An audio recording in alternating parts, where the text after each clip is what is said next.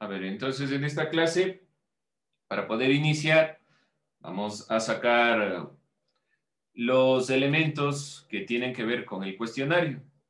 Me interesa saber qué preguntas puedan haber. Juan, no apague su cámara, por favor, no apaguen su cámara, que yo después no les veo, no sé dónde están, no apaguen. Entonces, vamos a revisar estos cuestionarios. Lo último que nosotros realizamos, vimos cuestionario de filosofía. Libertad negativa positiva. Este cuestionario está encaminado hacia el quimestral. Miren, qué sencillo, pero no han acabado. ¿Cómo es eso? ¿Quién tiene dudas, preguntas sobre este cuestionario? Algo que esté así confuso, que digan, profe, eso no entiendo. Bueno, entonces vamos con la primera pregunta. Danae, ¿qué puso? Libertad negativa y positiva.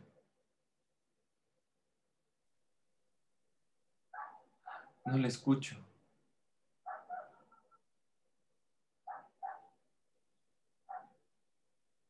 Se le va el internet. Vamos, Juan, hasta eso. ¿Qué puso?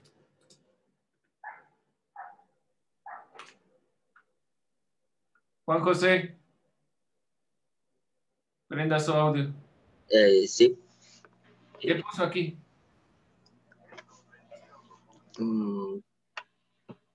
A ver, de lo que pusimos, pues en libertad negativa no podría elegir cómo actuar y en positiva tener control sobre su propia vida. Ya, solo eso puso. No se olviden. Ya, bueno, por lo menos es una parte de lo que hemos estado viendo. Aquí me queda la incertidumbre. Ustedes están completando. Cuando están completando, no ideas sueltas. Washington, ¿qué más puso usted en libertad negativa y libertad positiva? Señor Betancourt. ¿Qué puso aquí?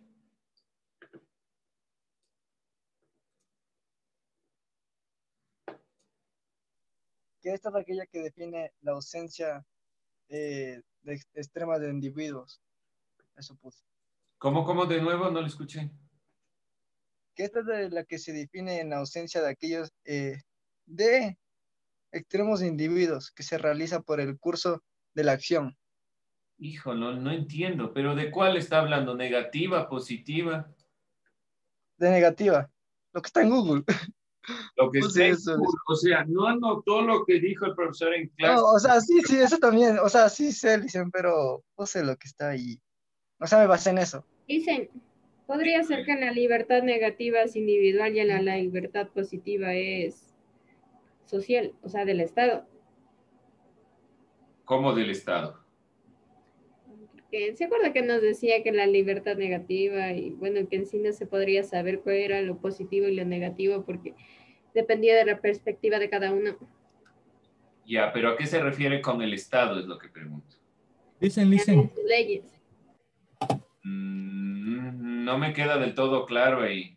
La sociedad, hablábamos. Dígame. Sí, es lo que intenta decir es que en la positiva tenemos como que seguir unas normas, unas reglas, y en la negativa tenemos que elegir nosotros mismos sin dañar a otras De hacer personas. daño al otro. Ya, pero eso, porque si me ponen Estado como tal, no me queda claro a qué se refiere. Completen.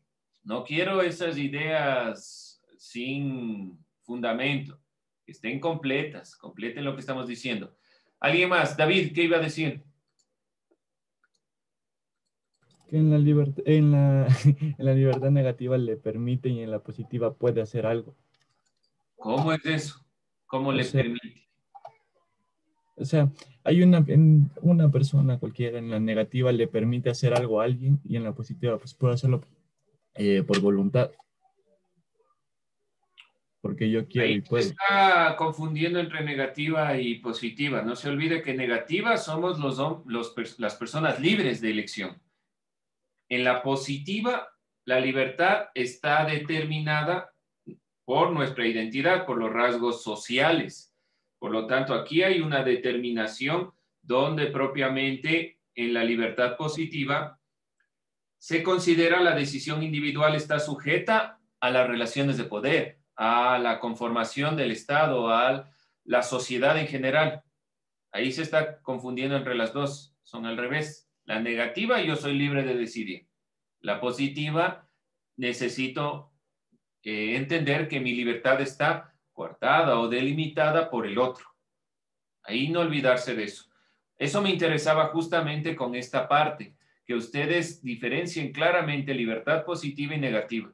¿Por qué razón? Porque yo ya vi en algunos de los trabajos, me refiero a las evaluaciones y los trabajos que confundían libertad negativa y positiva, o que veía yo en el trabajo una flechita que estaba por aquí. Eviten hacer eso, ¿sí? Puntualicen claramente. ¿Alguien más?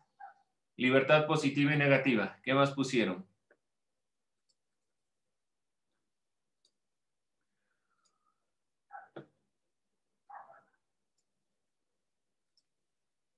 ¿Qué me dice Mateo Escudero? ¿Qué puso? Yo la negativa de un individuo se refiere a que le permiten ejercer su voluntad, ya que nadie se lo puede impedir, y que la libertad positiva se refiere a que puede ejercerla al contar con el entendimiento de sí mismo y la capacidad personal para ejercerla. Ya, bueno. Negativa, la capacidad individual. No se olviden. Negativa es la capacidad individual que tenemos libremente de elegir. La positiva es la que depende del otro. No se confundirán entre las dos, positiva y negativa. Bien, el principio de daño. A ver, Alba. ¿Qué era el principio de daño? Miren que tengo que recapitular, pero pongan atención. Si no acabaron de hacer, si algo no estaba correcto, para eso estoy haciendo este énfasis. Miren que si ustedes realizan el cuestionario, no hay nada más dentro de una evaluación. Alba, ¿qué puso?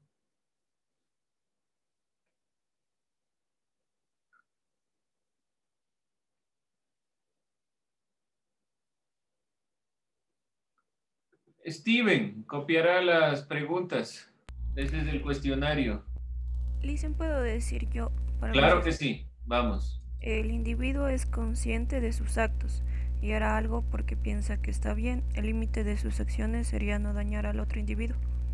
Ya, esto está dentro de la libertad negativa. No se olviden, es un concepto dentro de la libertad negativa que plantea que la perspectiva es tal cual nos ha dicho Shirley. Yo soy libre de hacer lo que quiera siempre y cuando no dañe a otra persona. Este principio de daño es muy importante dentro de la libertad negativa. Después revisamos y explicamos los principios del liberalismo.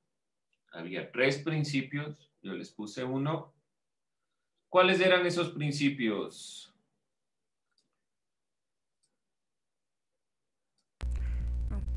El segundo era principio de neutralidad del Estado y principio de desigualdad. Ya, gracias. Ahora, no se olviden completar estos elementos. Estoy puntualizando. ¿Dónde he visto un poco de dudas? Es aquí. De aquí para adelante son sencillos. Alison, ¿alguna duda? Sí, podría repetir el segundo principio, por favor. Principio de neutralidad del Estado.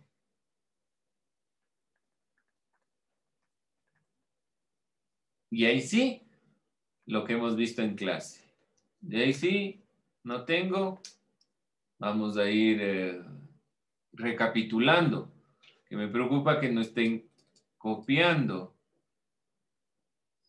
Alba, Nairobi, Fernando, prenda su cámara. Ya, Valentina, espera un ratito, sí, por favor. Claro. Un ratito. Dígame. ¿Podría explicar el principio de daño? Es que no sé si tengo bien. ¿Qué puso? El principio de daño afirma que autoprotección es el único fin por el cual la humanidad está autorizada, individual o colectivamente. a interferir con la libertad de acción de cualquiera de sus miembros. ¿De dónde obtuve esa definición? De Google, así estaba investigando y salió eso. ¿Qué entendió por principio de daño? De lo que dice ahí, vamos desglosando, porque ahora vamos a desglosar lo que usted ha encontrado. Sí, ya nos picará la cabeza, pero yo les puse de la forma más sencilla posible, hasta con las imágenes donde decía hasta dónde puedo llegar prácticamente. Pero Mateo nos ha buscado en Google, vamos sacando, a ver, de nuevo, cada una de las partes. Le vuelvo a leer. Sí. El principio de daño afirma que la autoprotección... Hasta ahí. Autoprotección, afirma que la autoprotección, ¿qué significa eso? Que se proteja a sí mismo. Ya, no se olvidará, que uno se protege a sí mismo. Siga, que la autoprotección... es el único fin por el cual la humanidad está autorizada. ¿Sigo? Sí. Sigue, sí. Individual o colectivamente, a interferir con la libertad de acción de cualquiera de sus miembros. ¿Qué está diciendo ahí? Que la autoprotección, el que yo, digamos, si alguien me ataca, la única opción que yo responda es que me estén atacando. Mi protección personal es la única forma donde se justifica que yo actúe. Pero el principio de daño ahí del todo no es exactamente lo que está diciendo ahí, lo que nosotros planteamos. Porque de nuevo, Shirley, repítame lo que era el principio de daño. El individuo está consciente de sus actos y hará algo porque piensa que está bien. El límite de sus acciones sería no dañar a otro individuo. Ya, aquí hay dos cosas algo diferentes dentro de lo que dice Mateo. Hay una cosa que es parecida. ¿Por qué? Porque yo actúo solo si es que no hago daño a nadie más. Ahí algo está parecido. Pero lo que está planteando Mateo principalmente en este principio de daño es lo que se plantea en la normativa. Yo puedo actuar, o sea, puedo agredir a alguien más siempre y cuando esa persona me esté haciendo daño a mí y yo esté preservando mi vida. Eso es lo que dice. Pero el principio de daño que nosotros estamos tomando aquí es un planteamiento filosófico, no un planteamiento tanto de la normativa, de la ley. Porque la norma que dicen, usted puede actuar en defensa propia, es prácticamente lo que está diciendo ahí. Yo puedo actuar solo por mi protección. Pero el principio de daño de carácter filosófico que nosotros estamos topando dice que yo actúo libremente, puedo hacer lo que yo desee siempre y cuando no haga daño al otro. Hay un cambio ahí. ¿Qué le digo prácticamente, Mateo? Cambie lo que puso. O sea, ¿a qué me refiero? Que este principio de daño no es tanto de la norma, sino es del principio filosófico, el principio que plantea la perspectiva de la libertad negativa, donde todos y cada uno de nosotros podemos actuar y hacer lo que deseemos, siempre y cuando no le dañemos al otro. Por ejemplo, qué sé yo, voy a poner música en mi casa, pero si yo pongo música y comienzo a poner en mi dispositivo, en mi bazooka, entonces le hago que le retumbe hasta arriba, estoy dañando al otro. Eso es el principio de daño.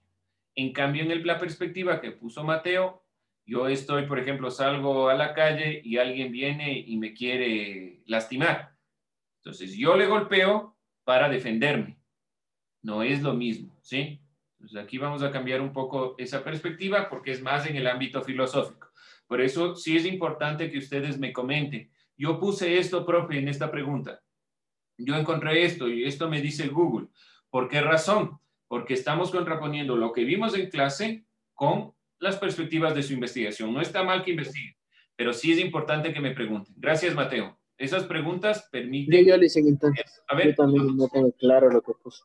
En Ok. busca de el principio de daño se creó en busca de mantener la paz. Trata de equilibrar por igualdad la relación entre el individuo y la sociedad, regulando la intervención del Estado. Ya, sí hay bastante de lo que se dijo porque usted habla de la relación individuo-estado. ¿Cómo se determina el punto del principio de daño? Que el individuo puede actuar siempre y cuando a la sociedad no le afecte, es lo que está diciendo. Lo que me quedaría un poco ambiguo es la última parte del Estado, ¿a qué se refiere? Sin la tanta intervención del Estado, podríamos ponerle un poco aquí en la libertad negativa. Pero sí, estamos dentro del proceso. Trate de enfatizarle un poquito en el sentido de que este individuo va a actuar bajo su propio criterio, ¿sí? Donde dice el individuo conforme a la sociedad, algo así que usted me puso, puntualícele que el individuo va a actuar bajo su propio criterio. Y con eso estamos dentro de esa perspectiva. ¿Alguien más? ¿Alguna pregunta? ¿Algo que encontró en internet? Dígame. Así que si nos podría decir cómo queda en el principio con sus palabras. ¿Cómo queda? Con Todo resumido lo que dijo. Shirley, repítales, por favor. El individuo es consciente de sus actos y hará algo porque piensa que está bien. El límite de sus acciones sería no dañar a otro individuo. Creo que ahí la compañera sintetiza bastante bien lo que estoy diciendo. Sino que estamos complementando lo que tal vez puedan haber encontrado en internet, que sea o no se apegue al criterio. ¿Alguien más? Ya, vamos con esta cuarta parte. Aquí ustedes tienen que delimitar. Si alguien tiene algo de aquí y necesita que le revisen, pregunten. Es importante ir haciendo estas cosas conjuntamente. No vamos a avanzar sin más. A ver, ayúdeme, Diana. Esta parte, ¿qué puso usted? ¿En la 4? Sí, por favor.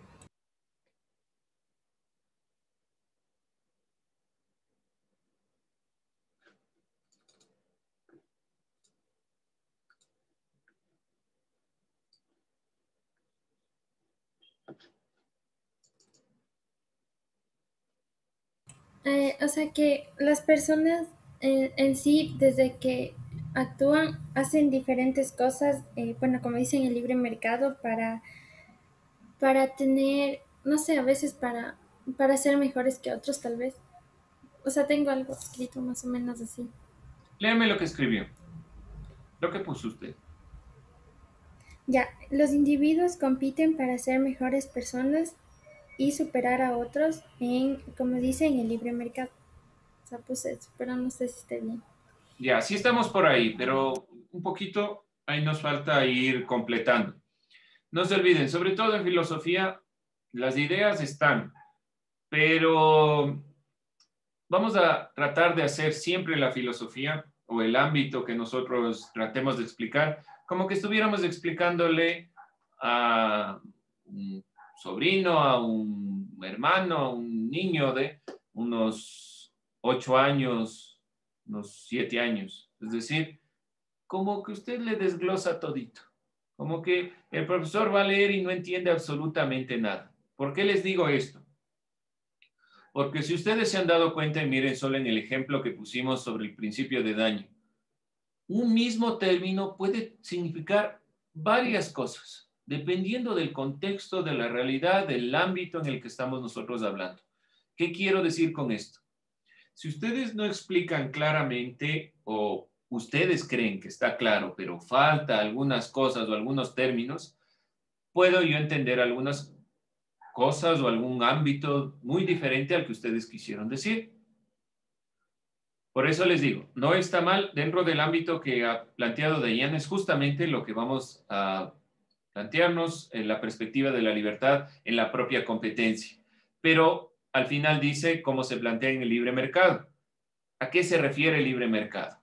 ¿Sí? No se olviden puntualizar. Expliquen al final los elementos. No dejen nada al azar. No digo que hagamos unas 2 hojas, pero simplemente cada elemento debe estar explicado. Shirley. Yo quisiera saber si está bien lo que puse. Claro. Se refiere a la postura política del liberalismo. El ser humano está condenado a ser innovador. Existe la oferta y la demanda. tenemos la elección de realizar nuestras metas y lo que importa es el individuo en sí. Ya, estamos condenados a ser innovadores. Esa parte no sé a qué se refiere. Estamos condenados a ser innovadores. ¿Qué se refiere, Shirley, ahí? Como que el ser humano siempre va a cambiar, o es cambiante. Ya, no es lo mismo, porque les explico por qué razón. Yo, por ejemplo, utilizo por lo general en clase una metodología que se llama la metodología de la mayéutica de Sócrates. Ya les he hablado ampliamente sobre esto. Pero Sócrates vivió hace millones de años. Y, por ejemplo, yo estoy utilizando el pizarrón. Quien ve mi clase dice, este profesor de lo que menos tiene es de innovación, está utilizando prácticas de hace muchos años. Pero la innovación significa utilizar elementos no necesariamente nuevos o cambiantes, sino esos elementos dentro del contexto. Por eso me queda un poco la duda con la palabra innovación. Tal vez cambio. Siempre pretendemos al cambio o siempre estamos impulsados dentro del cambio. Y dentro de ese cambio, justamente la competencia es el estar siempre cambiando o modificando nuestra realidad, innovando, pero no en el sentido tanto de la modificación, sino tal vez la innovación como competencia. Es decir, tratar de mirar las cosas diferente para poder ir teniendo ganancias. Y el mercado nos lleva a eso. ¿Por qué razón? Porque si yo tengo, qué sé yo, un nuevo producto y este nuevo producto llama mucho la atención, tendré que generar un cambio. Por ahí la innovación, sí. Pero no se olvide que la innovación, a veces nosotros entendemos innovación como que viene la nueva tecnología y la nueva tecnología va a ser un cambio pero trascendental y ya no vamos a ver tal vez la computadora o el celular de la forma que nosotros la tenemos, plana, sino tal vez con hologramas y qué sé yo. Pero en realidad a veces estas innovaciones son retrocesos aparentes, es decir, toman cosas buenas que se hizo antes y se las potencia.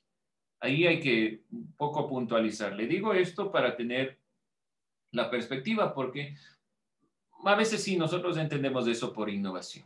¿Alguien más sobre la frase? ¿Alguien que haya puesto alguna otra cosa sobre esta frase?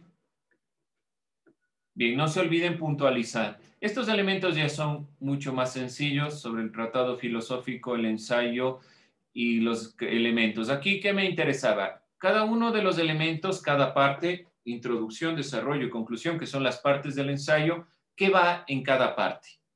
¿Sí? Contextualización, ordenar ideas y balance del texto. ¿Balance del texto va dónde? En conclusión. Balance del texto. Ya, bueno, me parece bien, balance del texto. ¿Sí?